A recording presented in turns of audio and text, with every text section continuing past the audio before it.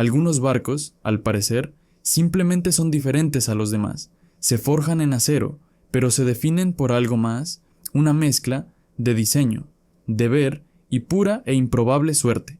Sobreviven a lo insuperable y se convierten en leyendas, pero incluso las leyendas pueden tener finales complejos y trágicos. Esta es la historia de uno de esos barcos, un buque de guerra que comenzó su vida como un héroe estadounidense, resurgiendo del caos de Pearl Harbor para luchar a través del Pacífico. Fue con un barco que se ganó su lugar en la historia, solo para renacer bajo una nueva bandera, destinado a un enfrentamiento final y ardiente en las heladas aguas del Atlántico Sur. Se convertiría en el único buque de guerra hasta la fecha hundido en combate por un submarino de propulsión nuclear. Esta es la historia del buque de guerra inmortal, del Luis Phoenix al Ara General Belgrano. 7 de diciembre de 1941. Mientras las bombas llovían sobre Pearl Harbor, la flota estadounidense estaba atrapada en una tumba de fuego. Los acorazados zozobraban y miles de vidas se desvanecían en minutos. Pero en medio de toda esa devastación, un crucero, el USS Phoenix, hizo lo imposible. Mientras otros ardían, él zarpó directamente del infierno, completamente ileso. ¿Cómo sobrevivió este barco afortunado al día de la infamia? ¿Y qué lo llevó a su controvertido y violento final décadas más tarde, en una guerra diferente y bajo una bandera distinta? Pearl Harbor, Hawái. La mañana del 7 de diciembre de 1941 comenzó en calma. El USS Phoenix estaba anclado al noreste de la isla Ford, cerca del buque hospital USS Solas. Este punto de amarre, alejado de los barcos ordenadamente dispuestos a lo largo de la fila de los acorazados, fue su primer golpe de suerte. Cuando la primera oleada de aviones japoneses sobrevoló la isla Ford, los observadores del Phoenix fueron de los primeros en darse cuenta de que no era un simulacro. En cuestión de momentos, sus cañones entraron en acción, mientras el ataque principal se centraba en los acorazados y los aeródromos, convirtiendo el puerto en un torbellino de fuego y metal retorcido. El Phoenix no era un objetivo principal. Sus artilleros dispararon a los aviones que pasaban, sumándose a la caótica defensa.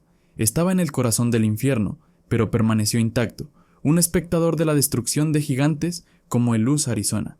A medida que el ataque amainaba, la vida encantada del Phoenix continuó. Mientras otros barcos estaban atrapados, inutilizados o hundiéndose, él estaba intacto y listo para luchar. A las 2:30 de la tarde ya había acumulado suficiente vapor para ponerse en marcha.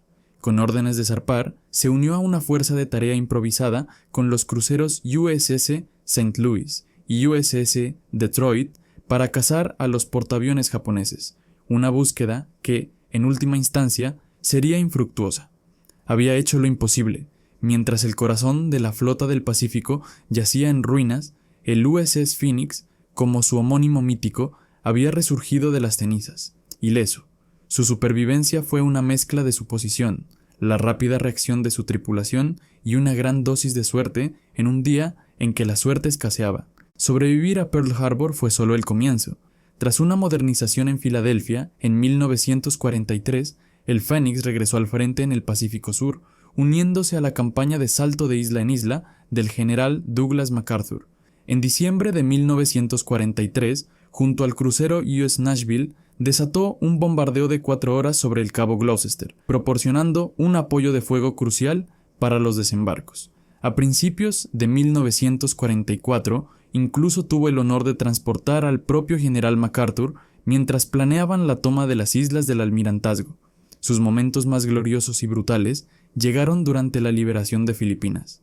En octubre de 1944, el Phoenix formó parte de la fuerza del contraalmirante Jesse Oldendorf en la batalla del Estrecho de Surigao.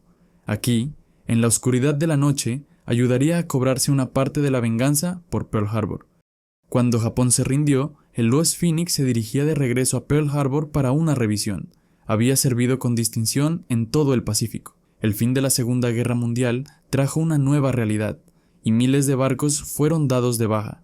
En abril de 1951, por unos $7,8 millones, el USS Phoenix fue vendido a Argentina, junto con su barco hermano, el USS Boise. Al llegar a su nuevo hogar, recibió una nueva identidad, el ARA 17 de octubre. Su nuevo trabajo era ser una piedra angular de la flota argentina, Sin embargo, su nombre volvería a cambiar con las cambiantes mareas políticas de Argentina. En 1955, el crucero participó en el golpe militar que derrocó al presidente Perón. Su nuevo y último nombre fue el Ara General Belgrano, en honor a Manuel Belgrano, uno de los padres fundadores de Argentina. Bajo este nombre, sirvió durante décadas en la Armada Argentina, a menudo como su buque insignia.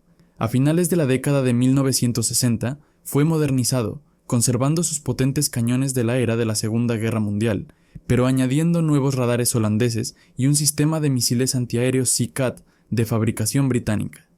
Durante más de 30 años, el antiguo West Phoenix sirvió a su país adoptivo, un orgulloso símbolo de su poder naval, pero este largo segundo acto fue solo el preludio de su último, dramático y profundamente controvertido capítulo.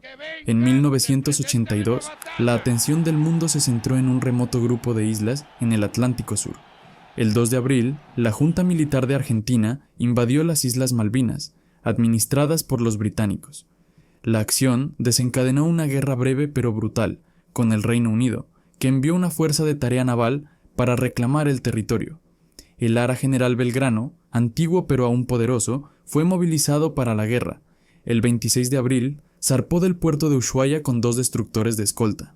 Los británicos habían declarado una zona de exclusión marítima, CM, de 200 millas náuticas alrededor de las islas, una clara advertencia a las fuerzas argentinas. El plan naval argentino era un movimiento de pinza clásico. Su portaaviones formaría la pinza norte, mientras que el grupo del general Belgrano formaría el brazo sur, amenazando a la flota británica desde 2 direcciones. Los británicos, conscientes de esto, estaban cazando a ambos grupos. La inteligencia británica había interceptado un mensaje el 1 de mayo que ordenaba a las unidades navales argentinas lanzar un ataque masivo al día siguiente. El comandante de la Fuerza de Tarea Británica, el contraalmirante Sandy Woodward, veía al Belgrano como un peligro serio. El cazador asignado para encontrar al Belgrano fue el HMS Conqueror, un submarino de propulsión nuclear de la clase Churchill. El 30 de abril, el Conqueror encontró a su presa. Durante más de 30 horas, el silencioso e invisible submarino siguió al viejo crucero. El Belgrano, un producto de la tecnología de la Segunda Guerra Mundial, no tenía un sonar capaz de detectar a su moderno perseguidor. El gobierno británico, liderado por la primera ministra Margaret Thatcher, se enfrentó a una decisión trascendental. El Belgrano navegaba fuera de la zona de exclusión de 200 millas. Sin embargo, el Reino Unido ya había advertido a Argentina que la zona de exclusión no era un límite para su acción militar. Creyendo que el crucero y su grupo representaban una amenaza innegable para la fuerza de tarea británica, el gabinete de guerra británico dio la orden. Las reglas de enfrentamiento se cambiaron y el HMS Conqueror recibió autorización para atacar. En la tarde del 2 de mayo de 1982, la suerte del barco finalmente se agotó. Alrededor de las 4 de la tarde hora local, el comandante Christopher Briford Brown del HMS Conqueror dio la orden de disparar. El submarino lanzó 3 torpedos. En un momento de amarga ironía, el Conqueror no usó sus modernos torpedos Tigerfish, sino que disparó torpedos Mark 8 más antiguos y no guiados de la era de la Segunda Guerra Mundial. Se consideraban más fiables contra el casco blindado del crucero. Era armamento de época para un objetivo de época. 2 de los 3 torpedos impactaron en el Belgrano. Las explosiones fueron catastróficas. Una abrió un enorme agujero en el costado del barco, destrozando los espacios de la tripulación y matando a muchos al instante. De manera crucial, la explosión cortó el suministro eléctrico del barco, sumiendo la nave en la oscuridad y dejando fuera de servicio todas las comunicaciones. El Belgrano ni siquiera pudo enviar una señal de socorro. El daño fue fatal. El barco comenzó a descorar fuertemente a babor mientras miles de toneladas de agua helada del Atlántico Sur se vertían en su interior. Sin energía para hacer funcionar las bombas o coordinar el control de daños, la situación era desesperada. Apenas 20 minutos después de los impactos, el capitán Héctor Bonzo dio la solemne orden de abandonar el barco. La evacuación fue ordenada, un testimonio de la disciplina de la tripulación, pero fue una carrera contra el tiempo. Sus 2 destructores de escolta, cegados por la falta de una llamada de auxilio y el empeoramiento del tiempo, continuaron navegando durante un tiempo antes de darse cuenta de lo que había sucedido. Mientras el Belgrano se deslizaba bajo las olas, Sus botes salvavidas quedaron esparcidos por el mar gélido y tormentoso. El hundimiento del Ara General Belgrano fue rápido y devastador. De los 1093 hombres a bordo, 323 perdieron la vida. Este único ataque representó casi la mitad de todas las muertes militares argentinas durante toda la Guerra de las Malvinas. El buque de guerra que había sobrevivido milagrosamente a Pearl Harbor había encontrado su fin en la fría oscuridad, hundido por un enemigo invisible. Sigue siendo el único buque de guerra hundido en acción por un submarino de propulsión nuclear. El hundimiento causó conmoción en Argentina y desató una controversia que aún perdura. En Argentina, y para muchas voces antibelicistas en Gran Bretaña, el ataque fue condenado como un acto desproporcionado y algunos incluso lo calificaron de crimen de guerra. Los críticos señalaron que el barco estaba fuera de la zona de exclusión declarada públicamente y afirmaron que se estaba alejando de las Malvinas en ese momento. Argumentaron que el hundimiento saboteó deliberadamente un plan de paz peruano, acusando a Margaret Thatcher de escalar la guerra para conseguir apoyo en su país.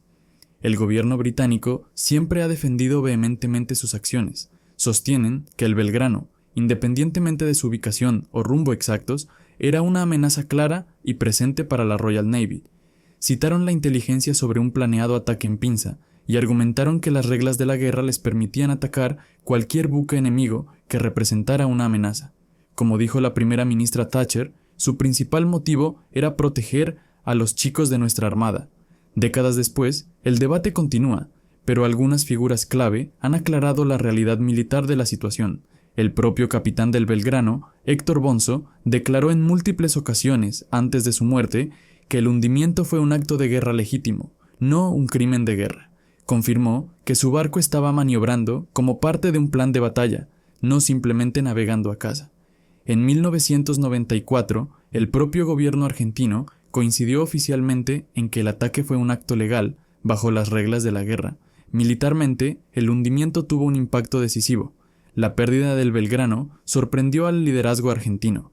Temiendo más pérdidas ante los submarinos británicos, se ordenó a toda la Armada de Superficie argentina, incluido su portaaviones, que regresara a puerto y permaneciera allí por el resto de la guerra.